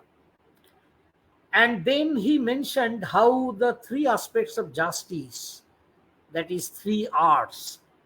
One is recognition, then redistribution of resources, and then representation. These must be taken into consideration by the democratic forces of India, and they must try to put them into our concept of justice. The typical conventional concept of justice, which is borrowed from the West, that must be able to accommodate these three aspects which have been chalked out by Professor Gudavarthy. Now, I don't know how far I have been successful in doing justice to his lecture, summing up to sum up of his lecture. No, I think it has been a beautiful summation, Professor Basu. I think you brought forth the central thrust. So I would now request you, for the benefit of your Bangla students, to briefly. Yeah. Have you ever, by the way, have you ever been in Bengal, in National University of Juridical Sciences? Yes, I worked there for 2 years, and I visit Bengal very frequently. I come next time, I'll definitely look up and meet you. I come very frequently to Bengal. Thank you very much. বাংলায় আমরা এটুকু বলতে পারি যে একদিকে যখন আমরা ভাবছি যে বিজেপি এবং এনডিএ এরা একটা বিশেষ ধারার প্রতিনিধিত্ব করছে, সেটা হচ্ছে যে একটা কর্তৃত্ববাদী সাংস্কৃতিক জনবাদ, অথরিটারিয়ান কালচারাল পপুলিজম। পপুলিজমের বাংলা করা হচ্ছে, অনেকেই করছেন জনবাদ, কেউ লিখেছেন জনপ্রিয়তাবাদ ইত্যাদি। তো দ্বিতীয় দিকটি হলো, দ্বিতীয় ধারাটি হচ্ছে কনস্টিটিউশনাল লিবারালিজম, অর্থাৎ নিয়মতান্ত্রিক উদারনীতিবাদ বা সাংবিধানিক উদারনীতিবাদ, যার সঙ্গে জড়িয়ে আছে বিভিন্ন সামাজিক ও অর্থনৈতিক ন্যায় বিচারের প্রশ্নগুলি। কিন্তু গুদাবর্তীর বক্তব্য হচ্ছে যে এই দুটো বিষয়কে একটা বাইনারি হিসেবে দেখা উচিত নয়। বাইনারির অর্থ, ধরুন দেরিদার অর্থে আমরা যদি দেখি যে এমন দুটি বিষয় যেগুলি totally exclusive, entirely exclusive of each other, যারা একে অন্যের থেকে সম্পূর্ণভাবে বহিষ্কৃত। একটির ধারণার মধ্যে অন্য ধারণাটি একেবারেই অন্তর্ভুক্ত নয়, সম্পূর্ণ বহিষ্কৃত। এই যে বাইনারিটা, এই দুটোর মধ্যে জনগণ একটাকে বেছে নিয়েছে নির্বাচনের মধ্যে দিয়ে, এইভাবে ভাবার একটা প্রয়াস আমাদের মধ্যে রয়েছে, কিন্তু এটা ঠিক নয়। জনগণ এই ধরনের বাইনারি বা দ্বিত্ববাচক যে অপশন বা বেছে নেওয়ার যে সুযোগটা আমাদের সামনে আসছে, জনগণের সামনে আসছে, সেটাকে প্রত্যাখ্যান করেছেন এবং জনগণ মনে করছেন যে সেখানে তারা এই দুটোরকে কোনোভাবে একটা দুটোর মধ্যে সমন্বয় ঘটাতে চেয়েছেন এবং সেইটাকে এই নতুন ধরনের গণতন্ত্র যেখানে সম্পূর্ণ বিপরীত দুটো দিক একত্র সমন্বিত হবে, সেটাকেই উনি বলছেন যে ইউনিকর্ন গণতন্ত্র। ইউনিকর্ন গণতন্ত্র, ইউনিকর্নের বাংলা এখনো আমার জানা নেই। হয়তো এটা বলা যেতে পারে যে একটা একটু অতুলনীয়, যার কোনো মানে বেমিসাল, যার কোনো মানে ইনকম্পেয়ারেবল একটা কম্বিনেশন দুটো বিপরীতের মধ্যে। এইরকম একটা সমন্বয়ের গণতন্ত্রের কথা জনগণ চাইছেন আসলে, যেটা এই 2024-এর লোকসভা নির্বাচনে প্রতিফলিত হয়েছে। এছাড়া তিনি বলছেন যে আমরা এই দুটোকে সম্পূর্ণ বিপরীতভাবে যেন একটার বিরুদ্ধে আরেকটাকে নিয়োজিত না করি। এটা একটা সুযোগ ভারতের গণতন্ত্রের সামনে। এটা হচ্ছে গণতন্ত্রের তৃতীয় আপসার্জ উত্থানের দিক। এখানে আমরা যেন যেমন প্রথম উত্থানটা হয়েছিল গণ উত্থান, ফার্স্ট আপসার্জটা ছিল অ্যান্টি কলোনিয়াল, উপনিবেশবাদ বিরোধী। দ্বিতীয়টা ছিল 1990-এর দশকের ওই reservation, VP Singh, Mondal commission, অর্থাৎ উচ্চ জাতের যে ব্রাহ্মণ্যতন্ত্রের নিপীড়ন, তার বিরুদ্ধে দলিত এবং শূদ্রের উত্থান। আর এই থার্ড আপসার্জটা হচ্ছে যেখানে একটা পাশ্চাত্যের অনুকরণ করে আমরা একটা বিশুদ্ধ উদারনৈতিক, সাংবিধানিক, সামাজিক, অর্থনৈতিক ন্যায় বিচারের ধারণা যেন না আনি, এবং উল্টো দিকে আমরা যেন এই বিজেপি যেটা আরএসএস আনতে চাইছে যে একটা বিশুদ্ধ দেশি প্রাচীন ভারতের স্মৃতি, মেমারি থেকে নেওয়া, কিন্তু মেমারির মধ্যে তো সবটাই থাকে। এখানে একটা বিশেষ ধরনের সিলেক্টিভ মেমারিকে একটা বিশেষ ভাবে বেছে নেওয়া, নির্বাচিত স্মৃতিকে অবলম্বন করার চেষ্টা করা হয়, সেটাও যেন না করি। আমরা এই দুটো চরম বিন্দুর মধ্যে যেন পোলারাইজড না হই, এবং আমরা যেন এই দুটোর থেকেই ইতিবাচক এবং গঠনমূলক দিকগুলোকে নিয়ে আমাদের ভারতীয় গণতন্ত্র গড়ে তুলতে পারি। এবং তারপরে উনি বলছেন যে উত্তর ভারত আর দক্ষিণ ভারতের যে বিভাজন, সেটার দিকে তাকাতে বলছেন। সেখানে তিনি বলছেন যে দক্ষিণ ভারতের সামাজিক উদ্যোগগুলো অনেক বেশি গুরুত্বপূর্ণ, কিন্তু উত্তর ভারতে এই সামাজিক স্বাধীন উদ্যোগগুলো বিশেষ দেখা যাচ্ছে না, বরং সেখানে সবকিছুই রাজনৈতিক দলের দ্বারা নিয়ন্ত্রিত, যার ফলে ওখানে হিন্দুত্ববাদের উত্থানটা অনেক বেশি বাধাহীন, অবাধ এবং স্মুথ, অনেক বেশি মসৃণ হয়েছে। এবং তাছাড়া তিনি বলছেন যে আমরা আরো অনেক কিছু তিনি বলেছেন, অত্যন্ত very serious insights could be noted here in his full lecture, but I am not going to, it is beyond my ability to furnish all the details. তিনি বলছেন যে তিনটে মানে ন্যায় বিচারের তিনটে দিক, একটা হচ্ছে রিকগনিশনের দিক, জনগণের মানে স্বীকৃতির দিক; দুই হচ্ছে রিডিস্ট্রিবিউশন অফ রিসোর্সেস, মানে সম্পদের পুনর্বন্টন; আর থার্ড হচ্ছে রিপ্রেজেন্টেশন, মানে প্রতিনিধিত্বকরণ। এখানে একটা কথা বলা যায় যে বিজেপি এই প্রতিনিধিত্বকরণটাকে খুব অনেকটাই সাফল্যের সঙ্গে করেছে। রাজস্থান এবং আরো দুটো রাজ্যে তারা দলিত এবং শূদ্রকে মুখ্যমন্ত্রী করেছে। তাছাড়া নারীদের ভূমিকাটাকে গুরুত্ব দেওয়ার চেষ্টা করছে। মানে তারা, যদিও এগুলো অনেকটাই রেটোরিক্যাল হয়ে দাঁড়াবে, কিন্তু তারা তবুও রিপ্রেজেন্টেশনটাকে সঠিক সাফল্যের সঙ্গে ব্যবহার করতে পারছে, যেগুলো আমাদের কংগ্রেসের রাজত্বে এ যাবৎ আমরা দেখতে পাইনি। এই এই হলো আমার দিক থেকে সারসংক্ষেপ।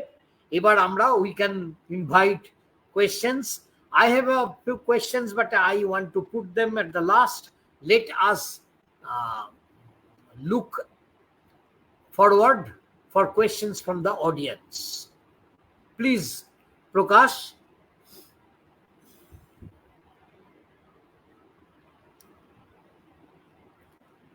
Professor Gudavarthy, can you understand Bangla a little? আপনি কি বাংলা একটু একটু বোঝেন? Yes, yes, I can manage a little bit. I understand because I've lived there 2 years, I see. so I see. I can follow. আপনি খুব সুন্দর বলেছেন, চমৎকার বলেছেন Thank, আজকে। thank you so much, আমার Professor Basu. আমার ব্যক্তিগত উপলব্ধি খুব ভালো লেগেছে Huh. আমার। আচ্ছা প্রকাশ, Eh, আচ্ছা যতক্ষণ না প্রকাশ আসছে আমি আমার প্রশ্নগুলো একটু রাখতে পারি। আমার my questions, before others put up their questions here. My question is, first of all, a lot of people are saying that this is a kind of fascism, which you have called authoritarianism. Is there a difference, a serious difference between the two? Because when we talk about fascism, we are reminded of Mussolini's Italy and Hitler's Germany, Nazism of Germany. So, do you think that if it is fascism, will it allow this kind of forward journey for realization of the people's aspirations towards a unicorn democracy? Fascism perhaps is not going to allow that. So, struggle for a unicorn democracy and struggle against fascism, these two should be connected together in some way, or what else? I'm not sure about that. First. Secondly, do you think since you have already written about Maoism and violent politics, my second question, and I have also worked a little in this area. Recently, we have seen that the CPIML liberation, especially its leader Dipankar Bhattacharya, in Bangla we call Bhattacharya, he took part in India meetings, took initiative, and tried to unite with the left, and emphasized that the restoration of left politics is extremely important in Indian democracy. Once they rejected election, they rejected parliamentary and assembly elections, they gave the call for vote boycott. But now they have taken part, and in Bihar, perhaps 2 or 3 seats, MP seats, they have won, and also they are very actively taking part in all opposition meetings, all India opposition meetings of India. What is your take about that? Is there any possibility, any potentiality of the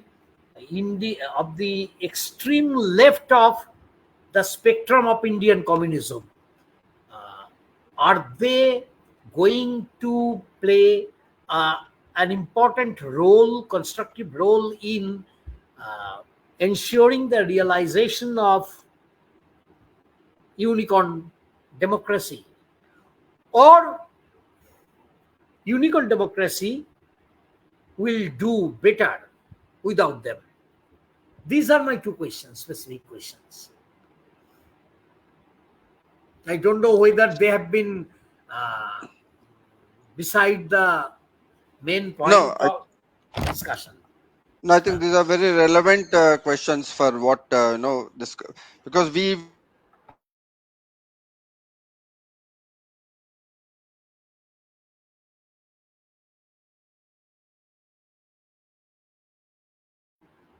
yeah, I think so. These are very pertinent questions, so Basu, because we really do not know the contours of unicorn democracy. What would it look like?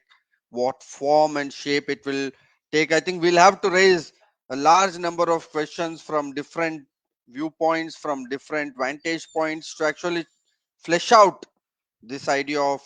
So, in that context, I think the second question is very, very important. That what kind of a space do we really find for radical left groups, which have earlier not, and still we have Maoists in much of central India who are not invested in democracy, but have some imagination of social justice, socially transformative. One of the problems with left has been, I think, the question of culture. I think they're extremely clueless. They do not have that necessary depth on the cultural question. While they do get economic questions, whether it is semi-feudal, semi-colonial, whether it is semi-capitalist, whether it is comprador, bourgeois, some of those economic analysis, I think they get it spot on. But to imagine in post-colonial societies, or for that matter in any society, to think of questions of justice bereft of their cultural framing, no, I think is really it really leads to very shallow kind of politics. So I think this past 10 years of mobilization has really thrown a very, very big challenge in front of them. I can already see in official left. I have visited Kerala at least 6 times on the invite of CPM, their student body, and have delivered lectures there, and have delivered lectures which are critical of the old kind of left formulations, have been persuading them to take up categories of ethics, culture, emotions, and there is some openness, at least among the young left students. I see there is a lot of openness, because all of them see that there is no ready purchase for that kind of an old left articulation, this exclusive political economy articulation of questions of justice. So that's a good part. So I do see left and radical left will have a very big role to play, provided they make some of these readjustments. I think they could have taken Gramsci seriously within the Marxist pantheon. I think from Gramsci to New Left to Frankfurt School to contemporary critical theory have all had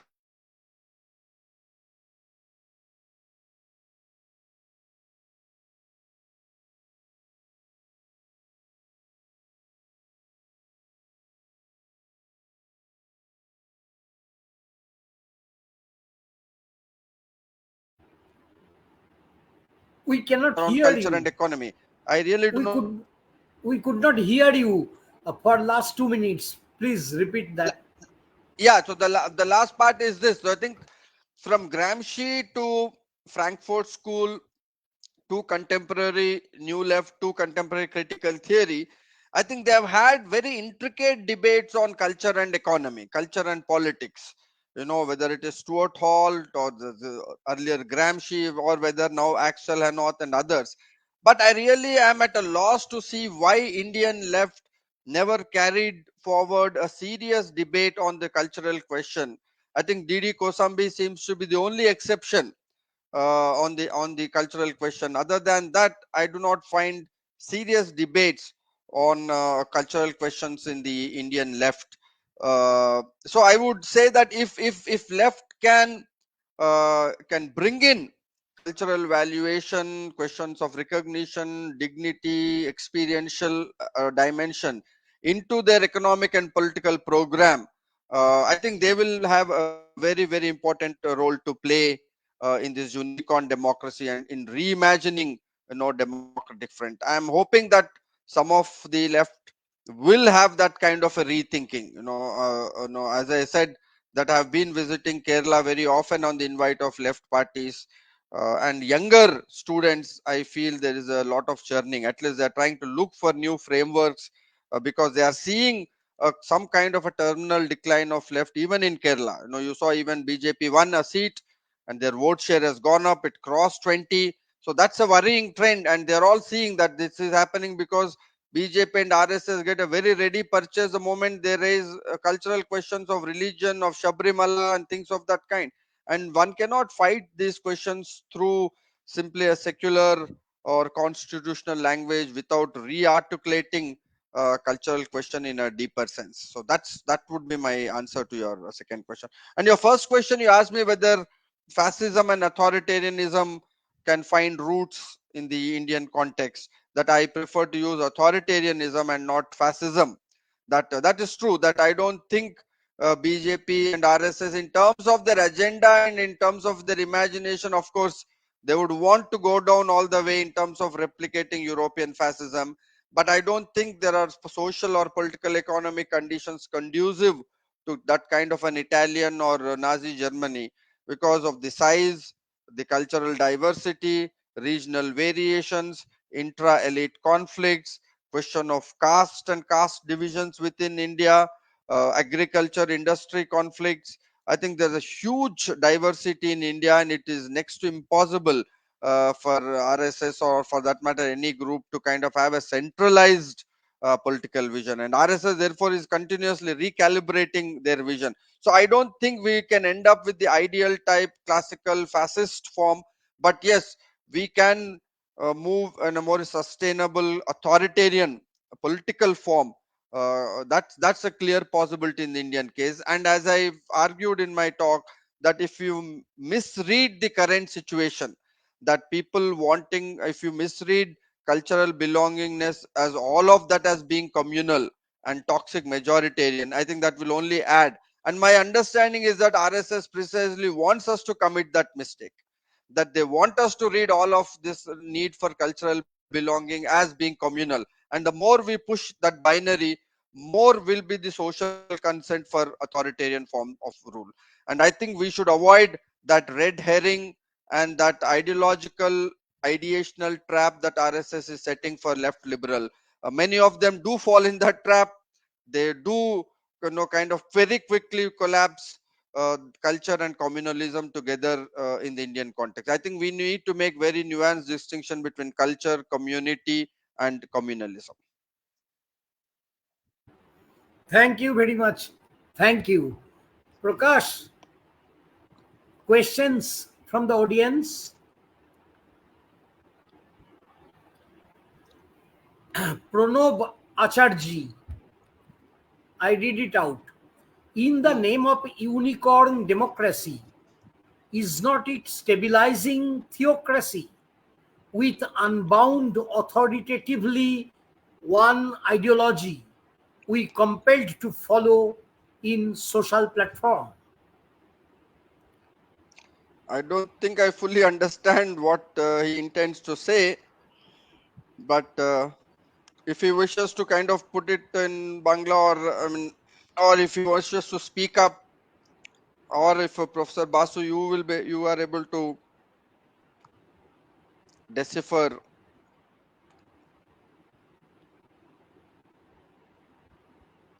what does he mean by Probably, social platform.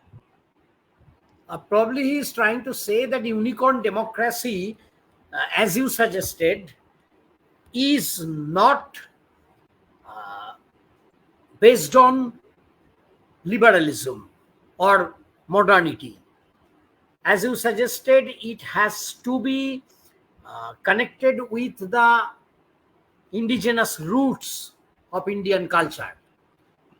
That means he's trying to say that it may invite a kind of theocracy because ancient Indian cultural um heritage was very much theocratic, not secular.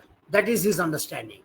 And then he means uh, it will be kind of unbound authoritatively one ideology. Perhaps he is trying to say that Hindutva, that is one unbound authoritative ideology, and that will be imposed on social platform, every kind of social platform, I suppose. So, if we accept your concept of unicorn democracy to be developed and taken care of, then that unicorn democracy will bring us to the risk of establishing and stabilizing one kind of theocracy on the basis of Hindutva ideology. The risk Well, I is would, there. uh, yeah, yes, I would agree that that risk is there, and that it's a valid caution. It's a valid, I would say, it's a very valid concern. But lot will depend on how we re-signify these social processes. I think one, to understand, that's again the problem. I think he has a very classical modernist reading of culture. That the question that we need to raise is all culture about being conservative? Is all, culture all about hierarchy? Is culture all about prejudice? No doubt a part of culture is all of that: hierarchical imagination, prejudice, and social conservatism. But can all of culture be equated? What are the roots? What are the possibilities inherent in cultural ethos? Whether we think of culture in terms of communitarian ethics, whether we think of in terms of religious practices, whether we think of culture in terms of civilizational ethos, whether we think of in terms of popular memory, would it be fair to have this kind of an hyper anxiety that all of culture is only about, because even all of constitutionalism and modernity is not about transformation and liberation. Lot of modernity is about violence. Lot of a constitutional secular discourse has is about class privilege, is about certain social privilege. It has a certain social locationality. So I think problem, I think, exists at two ends. And I see that Indian democracy is gradually inching forward to opening up of those possibilities, that there has to be a critique of the conservative side of our cultural history, and there has to be a critique of the elitism within constitutional practices. These are the two blockades we have for historical transformation in India.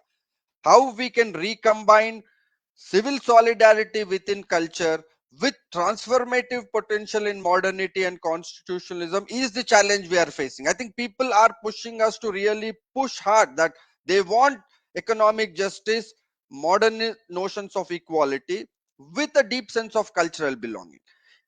Will this process be easy? Will it not have tensions? What kind of tensions we'll have to iron out in course of this has to be the public debate. I think we need to move beyond these anxieties to actually sit and discuss that what would be the tensions. Now, what is it that the deep tensions we'll have if we want to continue with a certain cultural civilizational ethos and sense of belonging with a modernist transformative de-hierarchized constitutionalism, transformative constitutionalism. I think this is a debate.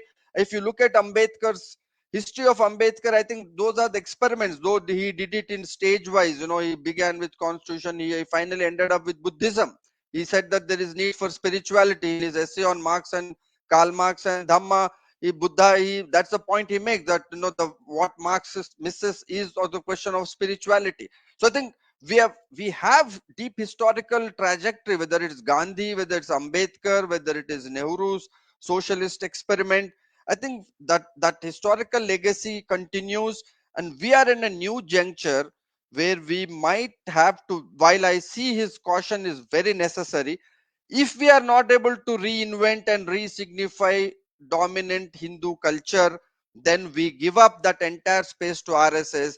Then RSS will have only a monolithic authoritarian interpretation of Hinduism, and then we will only be paving a route for a social consent for authoritarian rule. I don't think we should leave that entire space for the RSS. We should be able to intervene in that. Our hesitation has been that the moment we say Hindu, we think that it is about a certain majoritarian communal language. I think we need to drop some of those anxieties. We need to acknowledge that there is this kind of a culture, and there can be alternate. The Bhakti movement is very much Hindu in one sense, quote unquote Hindu, and there have been Kabir reinterprets through myths and mythologies. I don't think we should be giving up all of that space to the Indian right to give their kind of a very mediocre monolithic interpretation.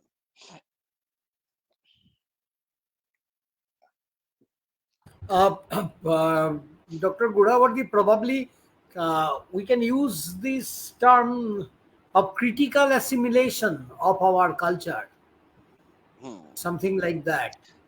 Yeah, That Ashish Nandi talks about critical traditionalism. He says critical traditionalism. I see. So those I are see. those. Ashish Nandi refers to that we need some grounding in tradition, but critical traditionalism. That and I India see. has had. I think Amartya Sen's argumentative India really demonstrates that India has had a huge critique from Buddha onwards. We have had very radical traditions, whether Basava in Karnataka, whether Vemana in Telangana, whether Narayan Guru in Kerala. You take every region, nuke and cranny of India, and innumerable local deities.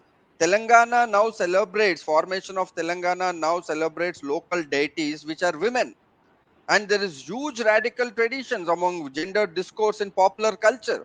The problem has been with the left, radical left liberal discourse, is it is so cut off from some of these local cultural little traditions that we simply think all of that is either superstition or conservative. We don't really want to harness the transformative potential among in the little traditions of India, and Bengal is the right place.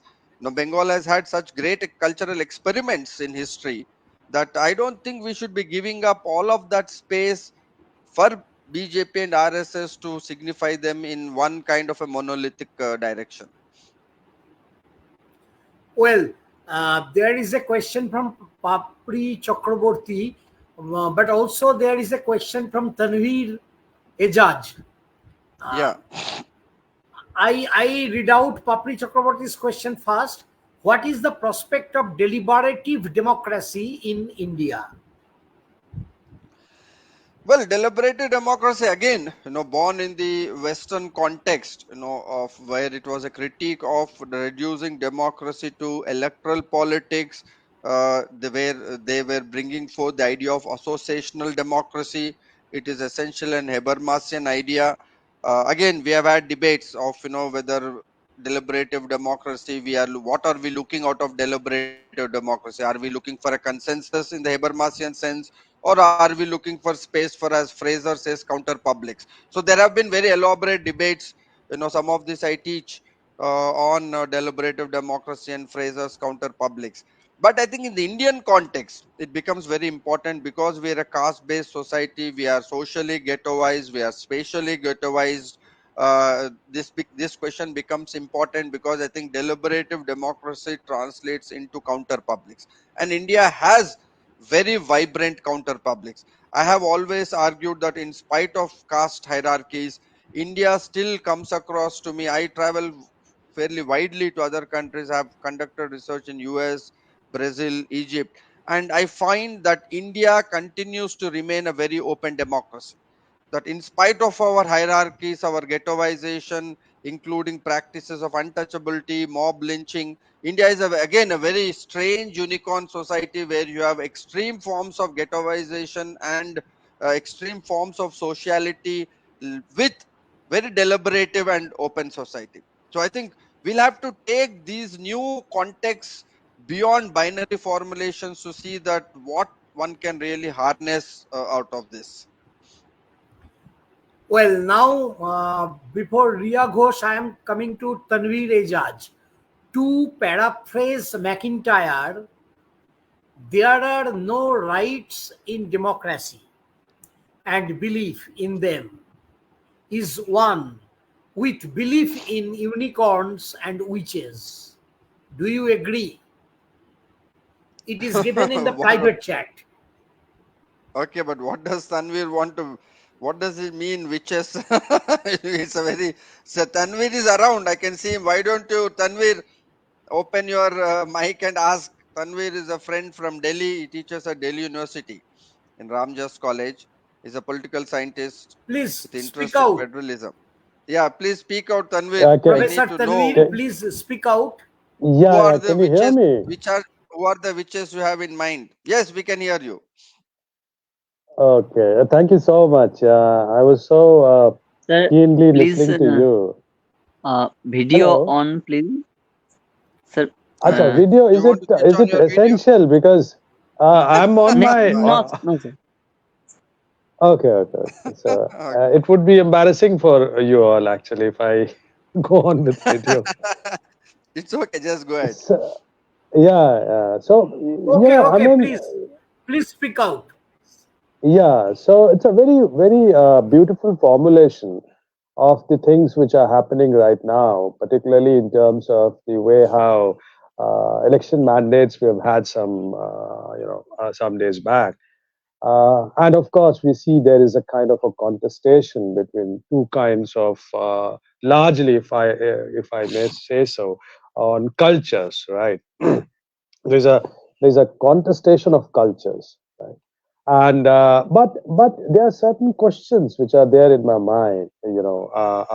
I think it's briefly I would say one, of course, is uh, is the way how the democracy is being subverted, right? Hmm.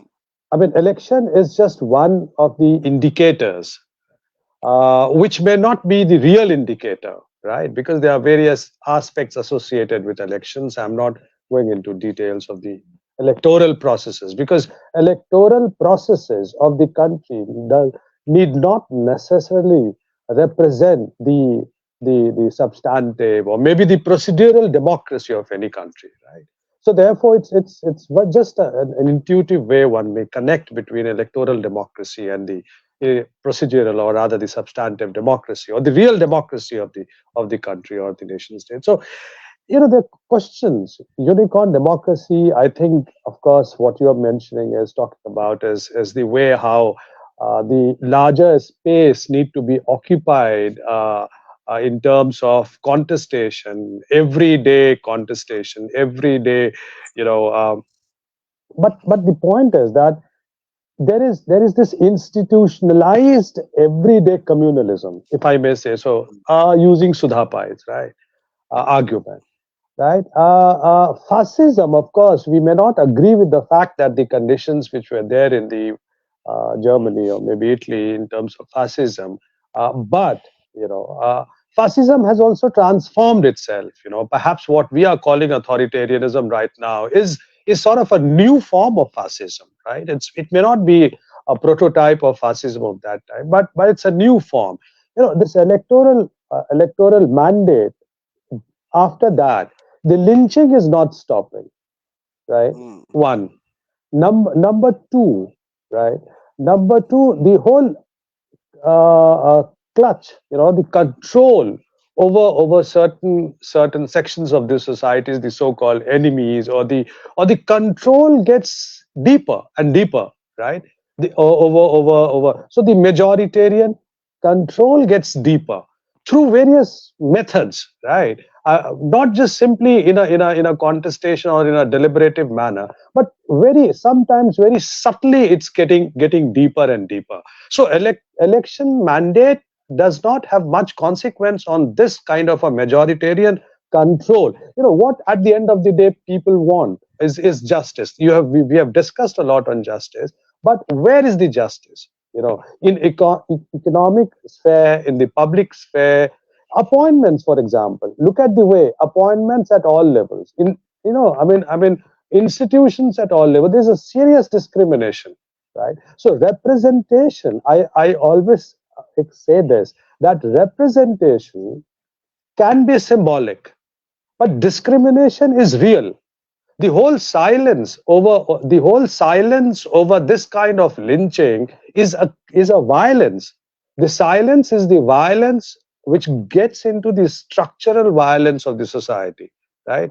And exclusion is also a sort of a violence. Discrimination is also a sort of a violence, right? So I mean, where is the language? I'm looking for a language which can counter this everyday cultural communalism which takes place. So perhaps I think the important aspect is to raise the issues of economics rather than the issues of culture, right? The issues of economics is the marketplace. Most of the things, mandal, mandir, they all veer around market. At the end of the day, it's the capture of the market, right? Who is capturing the market? Inequality explains the capture of a market of a select few. So that these are the real questions of democracy. Well, and of course, the witches are. It's very clear that the witches is, of course, majoritarian authoritarianism is the deeper witch of this country, which of course will not allow democracy to settle. It may appear that we are a democratic country. On the surface, yes, democratic. But when you explore a bit more, right, there is no semblance of democracy. Right. That's what was my understand. Thank you so much. But I must congratulate you. I listened very keenly for almost an hour or something. It's really lot of inputs are there, and it has really rekindled a lot of new formulations. Thank you. So thanks Tanvir for your intervention. I think again a very important intervention. Again, when one has to raise this question, though you have not put it in so many words, but I would say that even as we think of culture in terms of Hindu identity, one should also legitimately raise where does that leave minority cultures? Where does that leave Muslims, Islamic culture? Where does that leave Christian?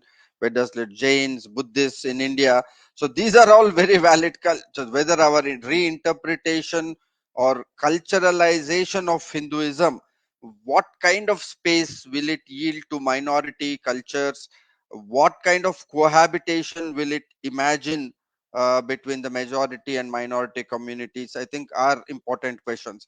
But my disagreement would be with you with your last formulation that economy can stand in for culture. I think that is the perhaps the historical mistake we have committed since 50s with Nehruvian socialism, putting a lid on cultural question and imagining that certain kind of a discussion on socialist pattern and accommodative political representation will settle cultural questions. But we can see a big backlash. That's the backlash we are suffering through majoritarian no cultural.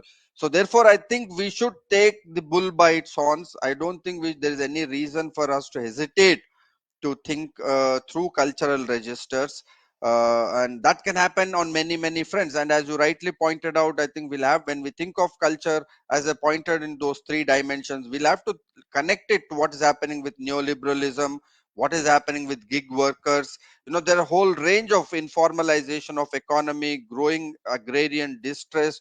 All these issues need to be brought together.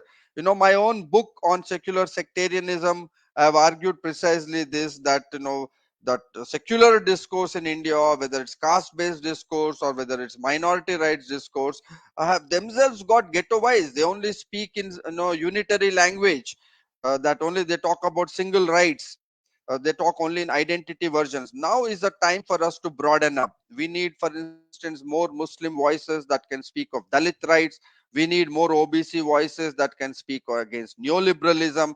I think we want this kind of a cross fertilization to emerge. So part of it I see in unicorn democracy is this kind of a cross fertilization, that we do not no longer need exclusive Muslim organizations, exclusive Dalit or exclusive OBC organizations, or all these organizations arguing exclusive only about question of representation. I think we need a new imagination where we need more voices which can talk about the interconnection between identity and informalization, neoliberalism and privatization, question of education and caste. I think we need new kinds of sectionality to emerge, to have around that. But that will, your question and your concern is very valid, that where will that leave everyday communalism, the fact that Indian society has become deeply prejudiced against religious minorities, especially Muslims and Christians, I think is an important question. And my sense is that the more we talk in cultural registers and take the bull by its horns, I think we will also be able to confront the communal question.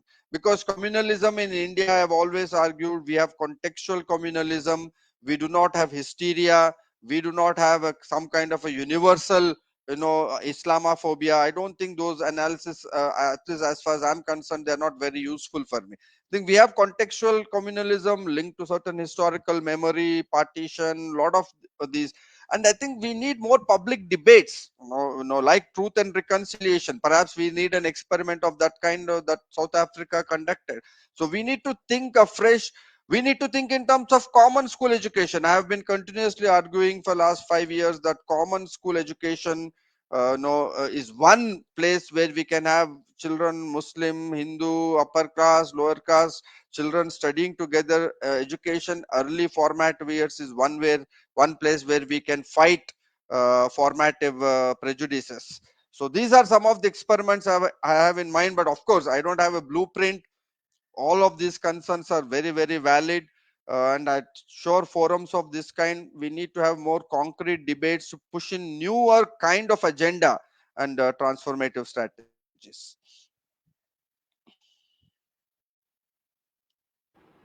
Thank you, Professor Tanveer Azaz and Professor Gudavarthy. Uh, Prakash, Riya Ghosh put a question here. Please show. Riya Ghosh, media কতটা সাহায্য করেছে populist democracy তৈরি করতে? How far media has helped to build up a populist democracy? That is her question. Yeah, the media has helped both in discrediting media itself and in building populist democracy. Both. It has done both. It has done a yeoman service by discrediting itself, which has paved way for alternative social media. I think there's an expansion of alternative social media. People are watching YouTube channels today. One survey showed in a greater number than official channels. So we should also take. That's the first question. Second, on the question of media, people often ask this in course of my talks. One should understand that media can have its impact not just through control. No, ownership control is only one aspect of media control, but media can only work if it has a control over narrative and cultural codes. Look at this, the official media churning out communal toxic, one anchor after another. What happened? Did it work? That is a question we need to ask. Entire media is under corporate control, but simply people bypassed it and went to social media. So I think when we talk of media, we should also talk that media needs effective performance and effective narratives to remain popular. Mere control ownership is not going to help media. They had complete corporate control. Adani and Ambani own 18 channels in India, and they were churning out communal toxicity day in and day out. They blamed Muslims for COVID. They blamed Muslims for everything. But what happened? People got fatigued. People simply turned to social media. People now, common people will tell you, go and talk to them on street. They say that media doesn't tell the truth. So media, I think official media helped definitely populist authoritarian emergence, but it also got discredited. We can see both the processes happening in Indian democracy. Now, Madhusudan Nandan, our friend, he has put this question.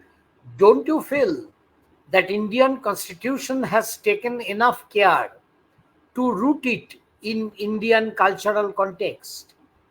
Perhaps that is why large section of communities have responded against BJP. Yes, this is an very, very important question. That constitution as a document, I don't think has a deep root or an effective dimension sufficient enough for it in itself to mobilize. But I think constitution, Rohit Day's work is there where he talks about people's constitution. He argues that constitution was part of popular politics right from the time of constant assembly and constitution making process. Many feel that's a loaded claim, but notwithstanding that, I think this election has proved very clearly that constitutional language is not alien to people. I think thanks to Ambedkar, I think first we have to thank Ambedkar. It is through the figure of Ambedkar that constitution percolated. It is not constitution by itself.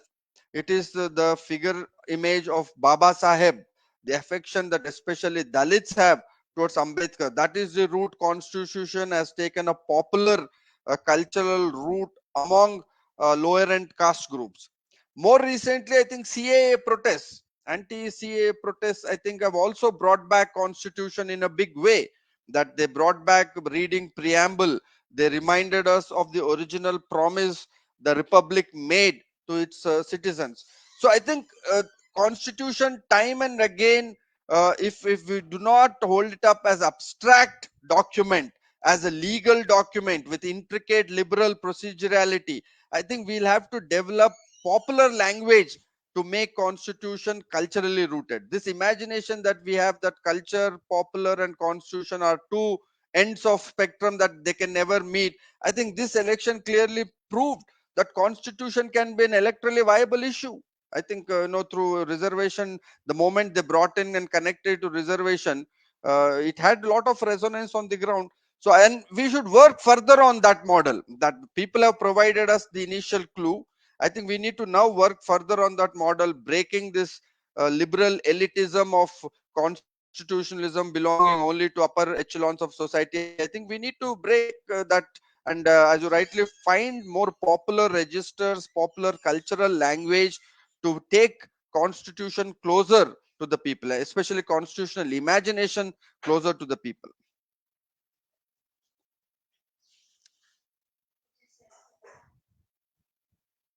Now, Papri Chakraborty has raised a question. Where do you situate language based ethnic culture in your idea of cross fertilization in unicorn democracy? Again, this is an interesting question. I do not know what she has in mind when she says it is language based ethnic culture. Does she mean that linguistic culture is necessarily chauvinistic, the way, for instance, in Assam, or the protests against Bengali dominant in Assam? So all these protests definitely have a chauvinistic feature within them. But are we saying that language in itself is an ethnic culture? Is that the equation that she's drawing? I would disagree. I think language nationality has played a key role in arresting overreach of Hindutva politics.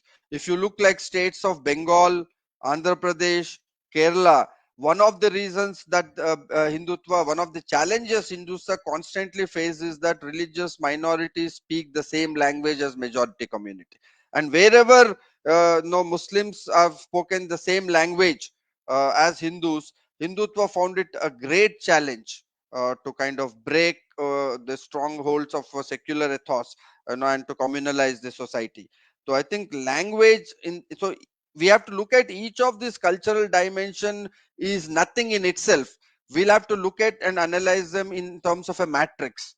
Where does language come in terms of a certain matrix? That's where the role of language will be decided. If, for instance, regional elites appropriate linguistic question, obviously it will take a different chauvinistic turn. Perhaps that's what happened in Assam, or perhaps that's what happened in Bengal.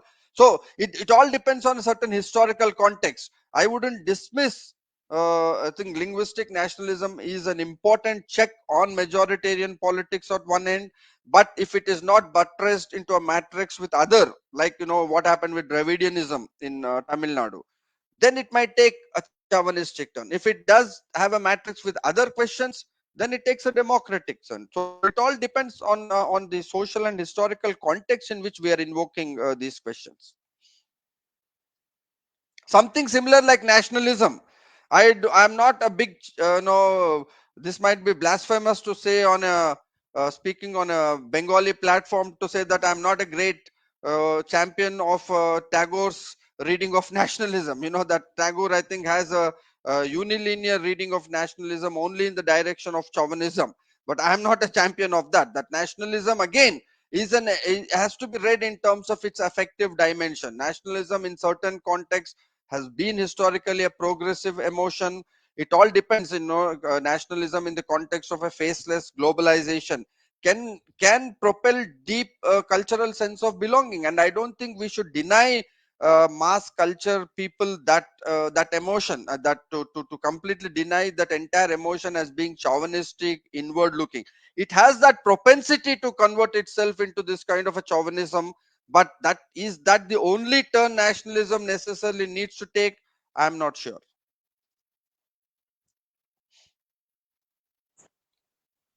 Thank you, sir. Any other Uh, question, Prakash? no, sir. No, sir. Okay. Okay. So we uh, we very much thank Professor Ajay Gudavarthy, and thanks to the audience.